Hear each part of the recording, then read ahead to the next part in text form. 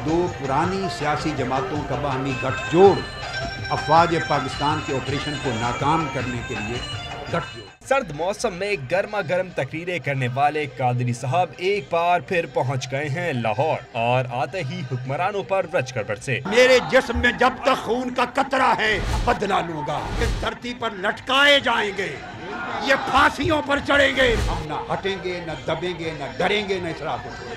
कादरी साहब ने हमेशा की तरह हुक्मरानों को खूब बुरा भला कहा, करप्शन और दहशतगर्दी को नासूर करार दिया और हमेशा की तरह पीपल्स पार्टी और नून लीग को जिम्मेदार करार दिया। सिंध में होने वाली दहशतगर्दी के पीछे हुक्मरान तबकात का निशान मिलता है और पंजाब और वफाकी सतह पे होने वाली करप्शन के पीछे वफाकी हुक्मरानों का ताल्लुकात और इनके पूरे ताने और बाने मिलते हैं। डॉक्टर साहब कहते हैं कि सिंध में भयानक खेल खेला जा रहा है। दोनों बड़ी जमातों का रेंजर्स इख्तियारात के मामले पर अख्तिलाफ सिर्फ ज़ाहिरी है, अंदर से सब एक हैं।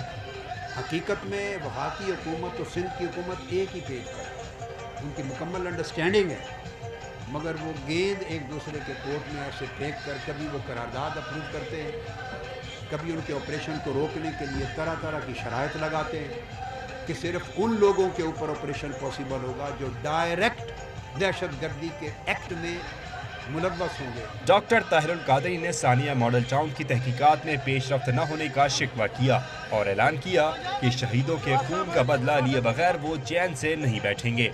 मैं ये बताना चाहता हूँ कि मॉडल टाउन के शुहदा का खून कभी रायगा नहीं जाएगा। इंशाअल्लाह उनके कतरे कतरे का बदला लूंगा। मेरे जिस्म में जब तक खून का कतरा है उन शहीदों के खून के कतरों का बदला लेंगे। सख्त सर्दी में कारकुनों की बड़ी तादाद अपने कायद के इस्तकबाल के लिए लाहौर के अल्लामा इकबाल एयरपोर्ट पर मौजूद थी, जो उन्हें रैली की शक्ल में उनकी रिहाइश गाह ले गए।